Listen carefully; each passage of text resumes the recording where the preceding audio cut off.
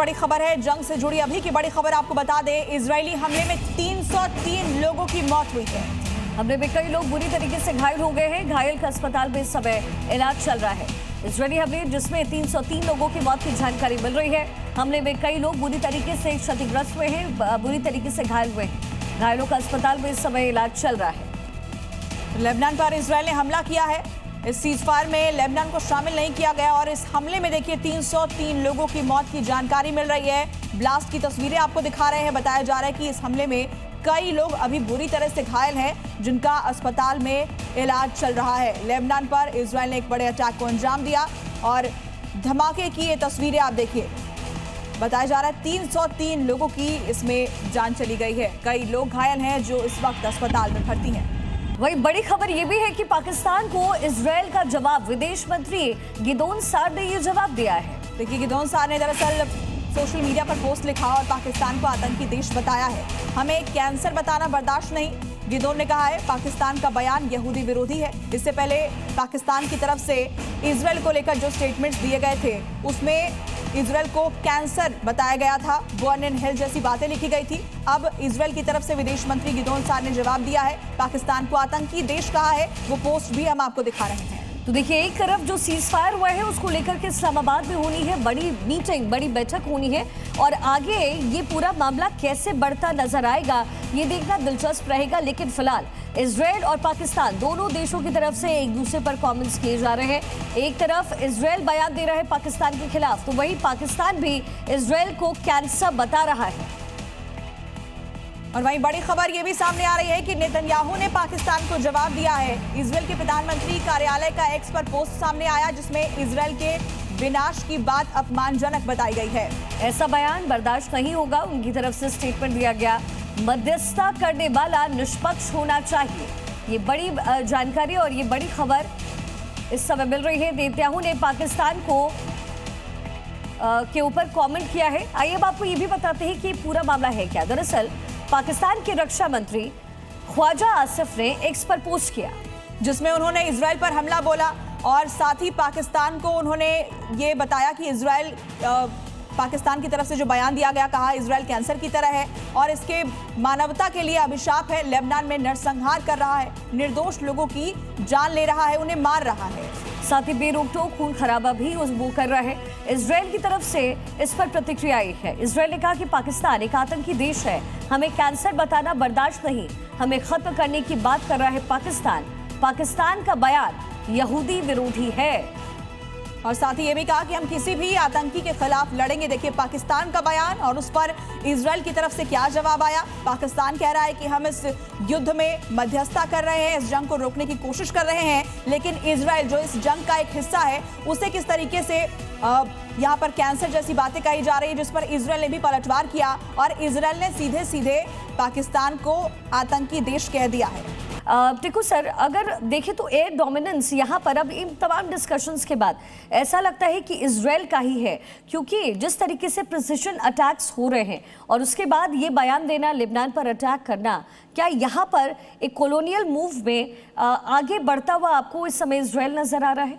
देखिए, जंग America Israel लड़ रहा है ईरान के बरखिलाफ और ईरान की प्रॉक्सीज के बरखिलाफ, हुतीज, हिजबुल्लाह, हमास।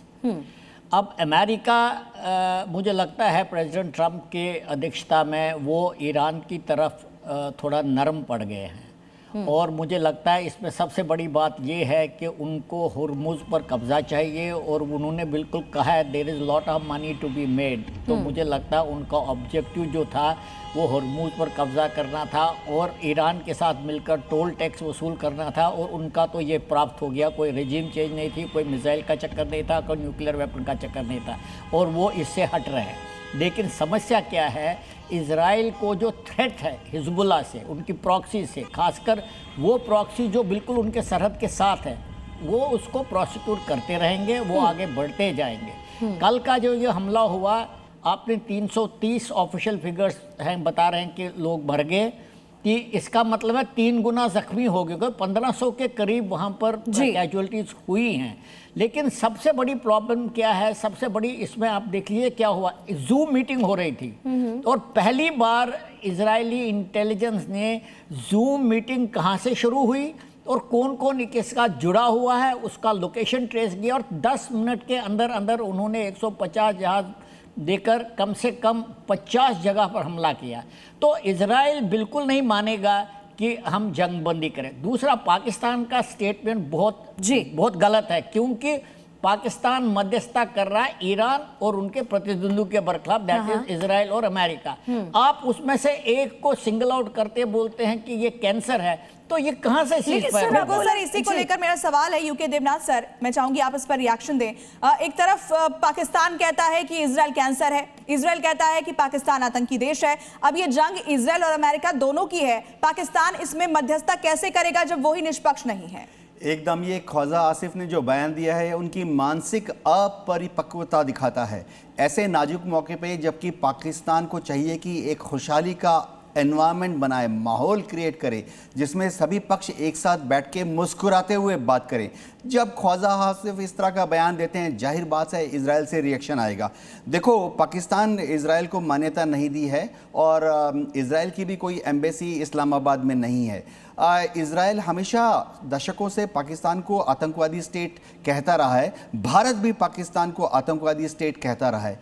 लेकिन ऐसे मौके पर जब डोनाल्ड ट्रंप और ईरान मिलकर इस्लामाबाद में बैठ के बातचीत से यह फाइंड आउट करने की कोशिश कर रहे हैं कि युद्ध को किस तरह से रोका जाए, पाकिस्तान का ये बयान जो था गैर ज़रूरी था।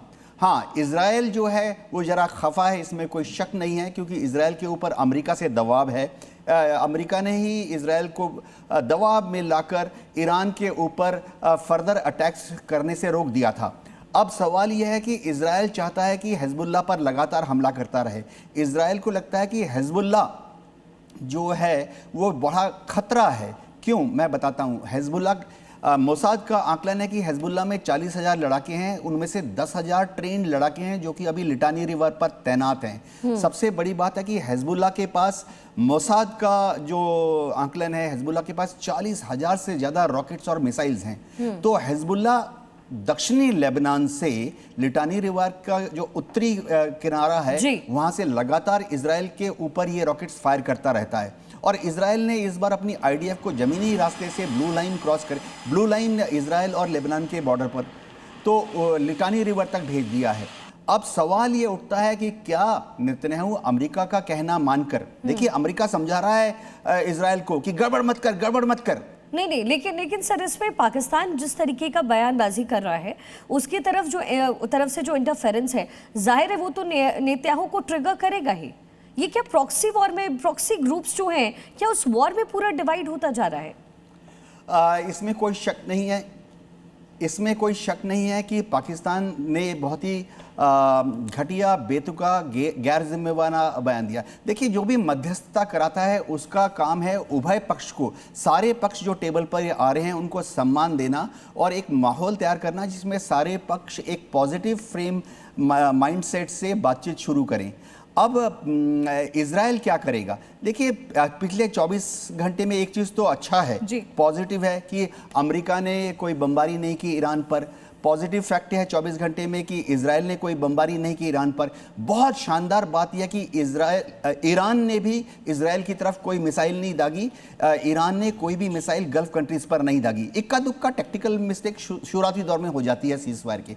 लेकिन सबसे बड़ा सवाल है कि इतना बड़ा जो कांटा है कि हिजबुल्लाह पे इजराइल हमला कर रहा है, इजराइल सोच रहा है कि वो सही है क्योंकि हिजबुल्लाह खतरनाक ऑर्गेनाइजेशन है। तो क्या अमेरिका इजराइल के ऊपर एक दबाव डाल पाएगा?